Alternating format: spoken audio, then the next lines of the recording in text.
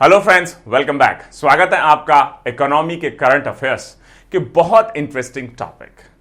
दोस्तों, मुझे लगता है डेली बेसिस पे आप लगातार सुन रहे होंगे कि महंगाई दर या इन्फ्लेशन बढ़ता चला जा रहा है। जो होलसेल प्राइस इंडेक्स है वो रफली 14% से ज्यादा क्रॉस कर चुका है और जो सीपीआई है, सीपीआई कंबाइंड है या रिटेल इन्फ्लेशन जिसको कहा जाता है, हेडलाइन इन्फ्लेशन जिसको कहा जाता है, जो मेन इन्फ्लेशन है आरबीआई ट्रैक करता है अपने पॉलिसी इंस्टांस को एडजस्ट करने के लिए, रिस्पॉन्ड करने के लिए, वो भी अब जो थ्रेशोल्ड था अपर 6% का उसको क्रॉस करता हुआ दिखाई दे रहा है। हाल ही में आरबीआई की जो रिव्यू मीटिंग हुई उसमें कुछ इंटरेस्टिंग नए अनाउंसमेंट्स देखने को मिले और अब ऐसा लगता है कि आरबीआई जो अपना स्टांस है वो ग्रोथ के बजाय इन्फ्लेशन या महंगाई दर को कम करने की तरफ अब तेजी से मूव करता हुआ दिखाई देता है।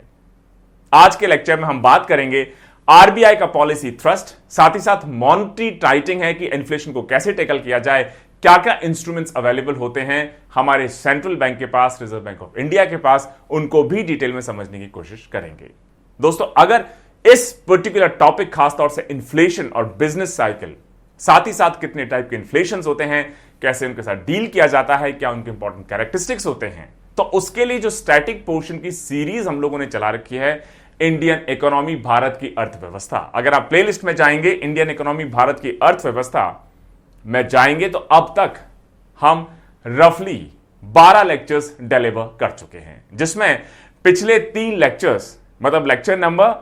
10, 11, 12 इन्फ्लेशन का जो टॉपिक है खासतौर से इसको एग्जॉस्टिवली कवर करता है। इन्फ्लेशन को आप प्रॉपर्ली समझ पाएंगे, डेफिनेशन को समझ पाएंगे, ट्रेंड्स को समझ पाएंगे, डिफरेंट इन्फ्लेशन के इंडिकेटर्स हैं, डब्ल्यूपीआई हैं, पीपीआई हैं, हाउसिंग इन्फ्लेशन है, इसके अलावा सीपीआई है, पहले कैसे ट्रैक करते थे, अब कैसे ट्रैक किया जाता है, कैसे मर्ज कर दिया गया है डिफरेंट इंडिकेटर्स को, क्या क्या इंस्ट्रूमेंट्स हैं, टूल्स हैं जिसके थ्रू इन्फ्लेशन को आप टारगेट कर सकते हैं, और अगर इन्फ्लेशन को एक हेल्दी रेंज में मेंटेन नहीं किया गया तो उसके क्या नुकसान हो सकते हैं, सारी चीजों को बहुत एग्जॉस्टिवली, एक्सटेंसिवली आप कवर कर पाएंगे हमारे इंडियन इकोनॉमी भारत की अर्थव्यवस्था के प्लेलिस्ट के लेक्चर नंबर 10, 11 एंड 12 में। तो दोस्तों, उसी पे एक शॉर्ट व्यू आज के लेक्चर से हम लेंगे कि हाल ही में जो रिजर्व बैंक ऑफ इंडिया ने अपना पॉलिसी रिव्यू कंडक्ट किया है उसकी क्या इंपॉर्टेंट की फाइंडिंग्स हैं,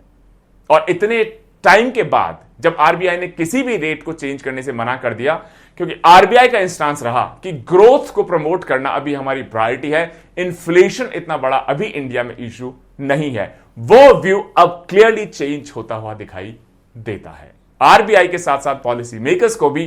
क्लियरली यह बात दिखाई देने लगी है कि इन्फ्लेशन जो सिर्फ इंडिया में नहीं ग्लोबल फिनोमिनन बन चुका है, और बहुत सारे रीजंस हैं, सभी को समझने की कोशिश करेंगे। उसको अगर अब टैकल नहीं किया गया तो बहुत बड़ा चैलेंज इंडिया के सामने, हमारी ग्रोथ रेट के सामने, हमारे कंज्यूमर्स के सामने, कॉमन पॉपुलेशन के सामने खड़े हो सकते हैं। दोस्तों, किसी भी लेक्चर या किसी भी वीडियो के रिसोर्सेज के लिए आप डिस्क्रिप्शन सेक्शन में जाएंगे, पहला लिंक इंग्लिश, दूसरा हिंदी, और आप हमारा टेलीग्राम चैनल भी ज्वाइन कर सकते हैं। यह टॉपिक हाल ही में न्यूज में क्यों बना रहा? 11वीं बार, लगातार 11वीं बार, 11th time in a row Reserve Bank of India ने डिसाइड किया है कि जो मेन पॉलिसी रेट है, जिसको रेपो रेट कहा जाता है, जिस रेट पे आरबीआई जो बाकी कमर्शियल बैंक्स हैं, आईसीआईसीआई हो सकता है, एचडीएफसी हो सकता है, यूनियन बैंक हो सकता है, बैंक ऑफ बड़ौदा हो सकता है, एसबीआई हो सकता है, जितने भी बैंक्स हैं, जिस रेट पे आरबीआई सेंट्रल बैंक उनको पैसा देता है, फंड्स अवेलेबल करवाता है, उसको कहा जाता है रेपो रेट। तो अगर आरबीआई इस रेट के साथ छेड़छाड़ करता है तो बैंक्स को जो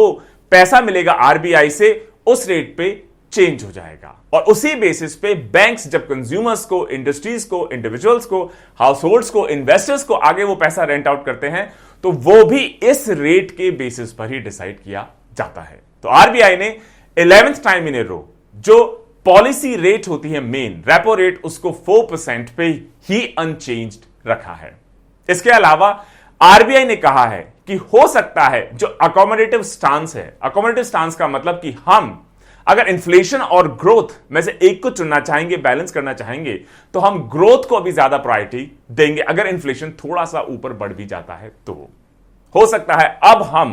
इस अकोमोडेटिव इंस्टांस के एकदम एक्सट्रीम एंड पे पहुंच गए हों। मतलब अब शायद हम अकोमोडेट ना कर पाए, इन्फ्लेशन इतना ज्यादा बढ़ता हुआ दिखाई देता है और अब हमें मार्केट से जो एक्सेस सरप्लस लिक्विडिटी है, जो एक्स्ट्रा पैसा है मार्केट में, इकोनॉमी में है, उसको वापस लेना होगा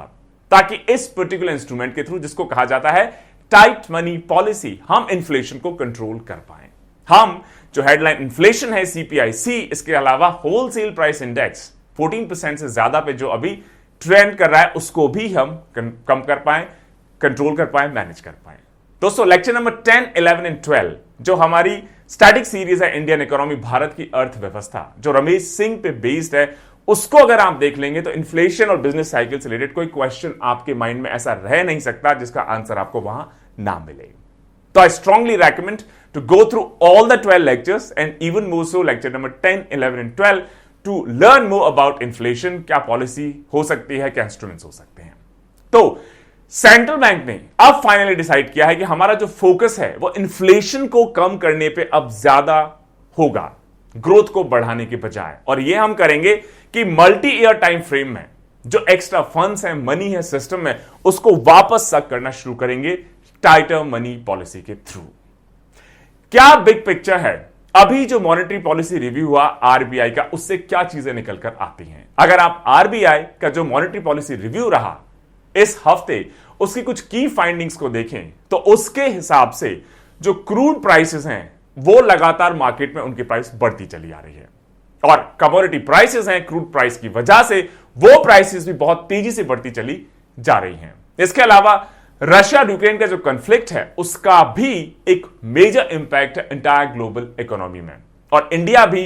इस इंपैक्ट से अछूता नहीं रह सकता, जिसकी वजह से जो फिस्कल ईयर है 2022-23 उसमें पहले जो हमारा ग्रोथ फोरकास्ट था वो 7.8% का प्रोजेक्टेड था, उसको अब कम करना पड़ा 7.2% पे ही। इसका मतलब इतनी ग्रोथ शायद हम नहीं देख पाएंगे रशियन यूक्रेन वॉर की वजह से, प्लस जो क्रूड प्राइस और कम्युनिटी प्राइस लगातार बढ़ रहे हैं, महंगाई बढ़ रही है, इनपुट कॉस्ट बढ़ रही है, उसकी वजह से। आप सोचेंगे इससे क्या फर्क पड़ेगा? जब अगर इनपुट कॉस्ट बढ़ेगी तो प्रोडक्ट्स की कॉस्ट बढ़ेगी, प्रोडक्ट्स की कॉस्ट बढ़ेगी तो लोग उसको खरीदना कम कर देंगे, लोग खरीदना कम कर देंगे तो डिमांड कम हो जाएगी, और अगर डिमांड कम हो जाएगी तो प्रोडक्शन कम हो जाएगा, प्रोडक्शन कम हो जाएगी तो लोगों की सैलरीज कम हो जाएंगी, लोगों को जॉब्स मिलना बंद हो जाएंगे, और एक साइकिल स्टार्ट हो सकता है रिसेशन का, स्लो डाउन का, और extreme form of slow down is called depression.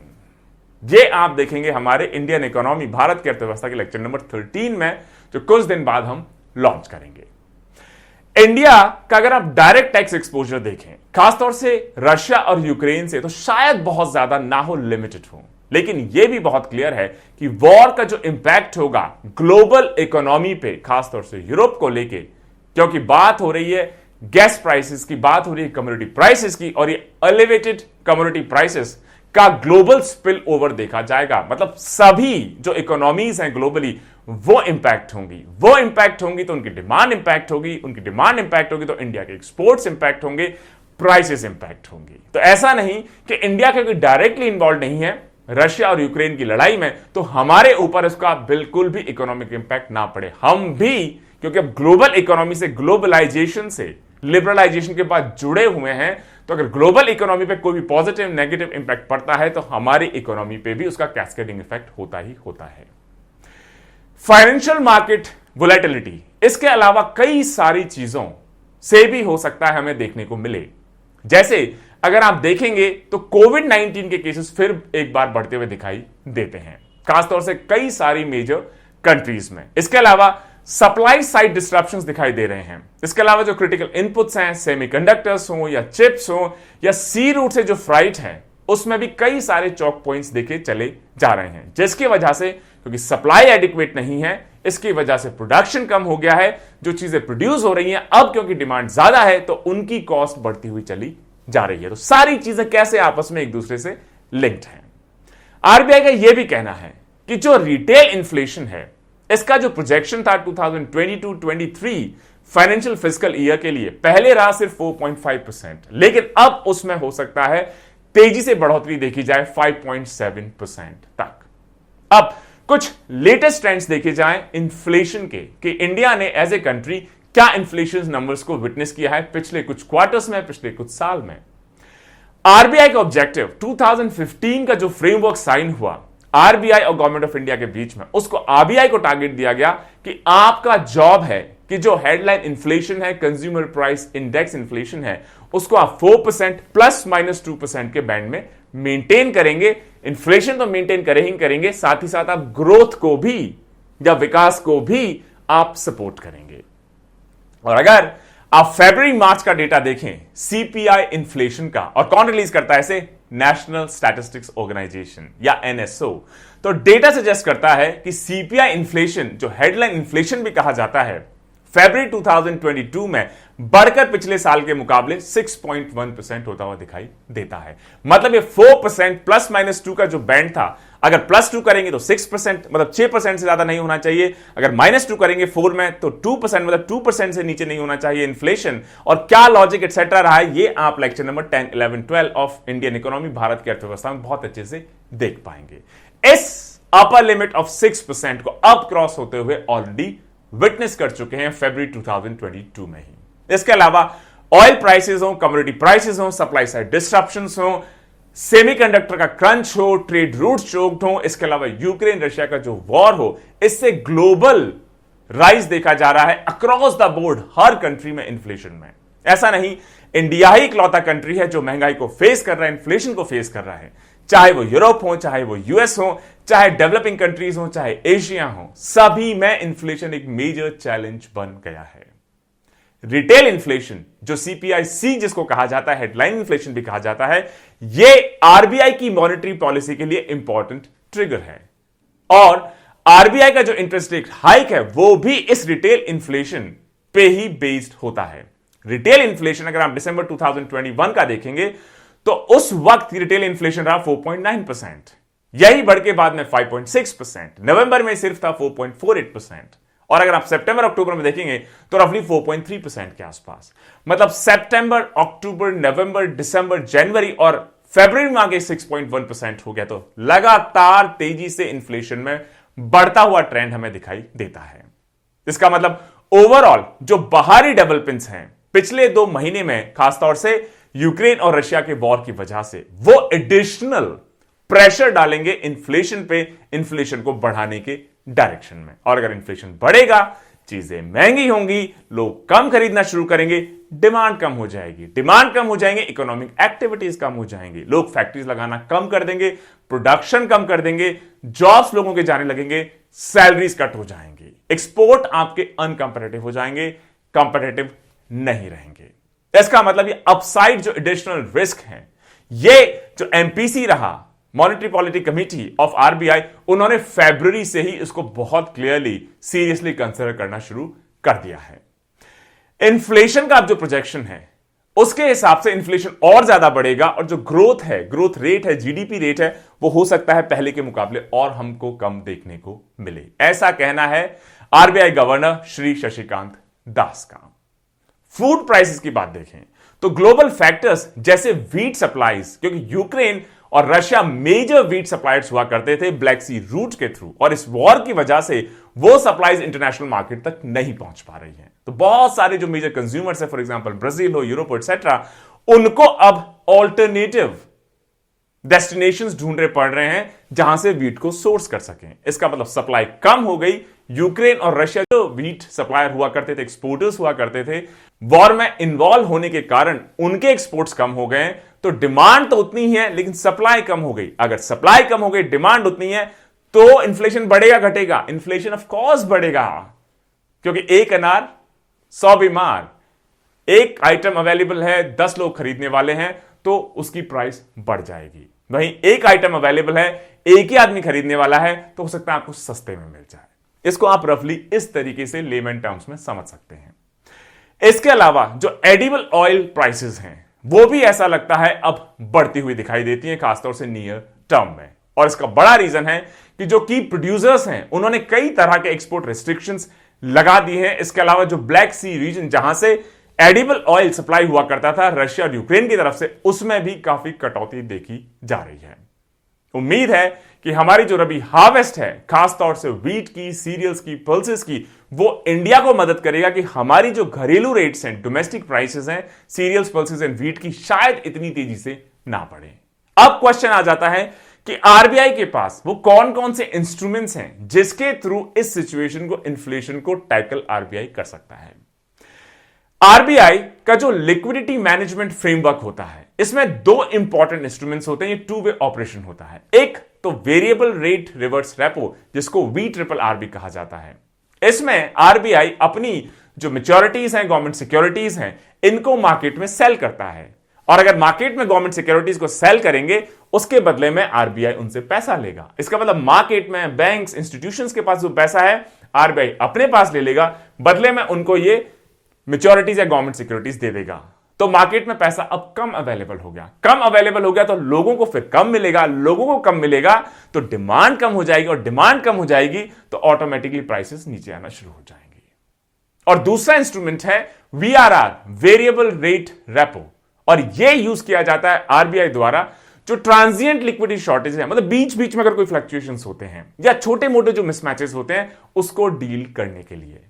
एक नया इंट्रोडक्शन जो आरबीआई ने पहली बार किया है इस बार के मॉनेटरी पॉलिसी रिव्यू में, आरबीआई ने एसडीएफ या स्टैंडिंग डिपॉजिट फैसिलिटी को इंट्रोड्यूस किया, जिससे इस नए टूल से जो एक्सेसिव एडिशनल लिक्विडिटी है मार्केट में, उसको भी ऑब्जर्व किया जा सके, और इसको पैक किया गया है 3.75% इंटरेस्ट रेट पे। Monetary policy committee of RBI ने जो रेपो रेट है, जिसको स्टैंडर्ड या जिसको मेन रेट भी कहा जाता है, उसको तो चेंज नहीं किया है और अपने इंस्टांस को अकोमोडेटिव ही रखा है, लेकिन यह क्लियर सिग्नल अब भेजना शुरू कर दिया है कि लिक्विडिटी एडजस्टमेंट फैसिलिटी, जिसको LAF कहा जाता है, अब उसको नॉर्मलाइज किया जाएगा इंडिया में भी, मतलब उसको एक्टिवली डिप्लॉय किया जाएगा एक्सेसिव लिक्विडिटी को वापस लेने के लिए, जिससे इन्फ्लेशन को टारगेट करके फिर से हमारी 4% ±2% की जो रेंज है उसमें लाया जा सके। और इसी डायरेक्शन में SDF को, स्टैंडिंग डिपॉजिट फैसिलिटी को इंट्रोड्यूस किया गया है, और अब इसको फ्लोर रेट के तौर पे यूज किया जाएगा FRRR के बजाय, और FRRR होता है फिक्स्ड रेट रिवर्स रेपो, जिसको 3.35% पे ही फिक्स किया गया, लेकिन उसके बजाय अब SDF का 3.75% फ्लोर रेट के तौर पर यूज किया जाएगा। एनालिस्ट का कहना है कि ये सारे इंस्ट्रूमेंट्स, फिर चाहे वेरिएबल रेट रिवर्स रेपो हो, वेरिएबल रेट रेपो हो, या newly introduced standing deposit SDF facility हो, ये लिक्विडिटी एडजस्टमेंट फैसिलिटी का जो पार्ट बनते हैं, ये सभी सेंट्रल बैंक आरबीआई को मदद करेंगे, हेल्प करेंगे, जो एक्स्ट्रा लिक्विडिटी, एक्स्ट्रा फंड्स है मार्केट में, उनको मॉप अप करने में, उनको वापस लेने में। और SDF की वजह से आरबीआई को कोई कोलैटरल भी बदले में नहीं देना पड़ेगा। तो दोनों स्टैंडिंग फैसिलिटीज हैं, MSF हो या SDF हो, ये पूरे वीक में सभी दिन अवेलेबल होंगी, पूरे साल में हर रोज अवेलेबल होंगी।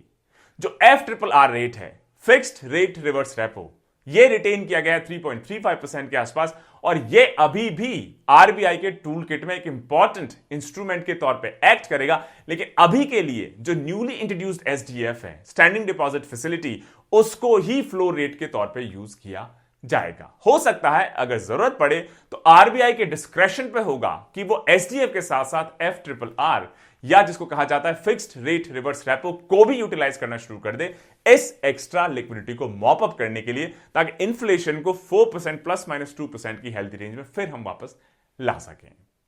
FRRR हो चाहे SDF हो, ये आरबीआई का जो लिक्विडिटी मैनेजमेंट फ्रेमवर्क है, उसमें फ्लेक्सिबिलिटी आरबीआई को देंगे या गवर्नमेंट को देंगे, जिसके थ्रू हम अपने इन्फ्लेशन को फिर से कम कर सकें, हेल्दी रेंज में ला सकें, चीजों की कीमतों को कम कर सकें, लोगों की दिक्कतों को कम कर सकें। इन्फ्लेशन एक लिमिट तक ठीक है, हेल्दी है, उसके बाद इन्फ्लेशन प्रॉब्लम क्रिएट करता है, उसके बाद इन्फ्लेशन चीजों को महंगा करता है, और अगर आप मीडियम लॉन्ग टर्म में देखेंगे तो उससे ग्रोथ भी आपकी कम होती हुई दिखाई देगी, क्योंकि सब चीजें जब महंगी हो जाएंगी, लोग खरीदना कम कर देंगे। साथ ही साथ अगर आप उनको एक्सपोर्ट करेंगे तो इंटरनेशनल मार्केट में भी कोई खरीदने के लिए तैयार नहीं होगा, क्योंकि आपके प्रोडक्ट की, आपकी सर्विसेज की कॉस्ट दूसरे कंट्रीज के मुकाबले, दूसरे एक्सपोर्टर्स के मुकाबले कहीं ज्यादा होगी। मुझे उम्मीद है दोस्तों आज का ये शॉर्ट लेक्चर ऑन अभी इन्फ्लेशन के क्या ट्रेंड्स हैं, आरबीआई की अभी की जो पॉलिसी रिव्यू मीटिंग रही, उसकी जो की फाइंडिंग्स है, रिकमेंडेशंस है, बड़ी इंपॉर्टेंट है, क्योंकि 11 बार हम लोगों ने कोई छेड़छाड़ नहीं की जो भी आरबीआई का मॉनेटरी पॉलिसी इंस्टेंस रहा है, लेकिन इन्फ्लेशन अब हमारी हेल्दी रेंज को क्रॉस कर चुका है, और सिर्फ इंडिया नहीं, इंटरनेशनली इसका इंपैक्ट हम देख रहे हैं। आरबीआई फाइनली अब उस स्टेज पे पहुंच गया है जहां पे अकोमोडेटिव स्टैंस को छोड़ के अब वो लिक्विडिटी मैनेजमेंट फ्रेमवर्क को नॉर्मलाइज और एक्स्ट्रा लिक्विडिटी को मार्केट से खींच के इन्फ्लेशन को फिर से नॉर्मल रेंज में लाने की तरफ तेजी से काम करना शुरू कर देगी। Stay tuned. जय हिंद, जय भारत।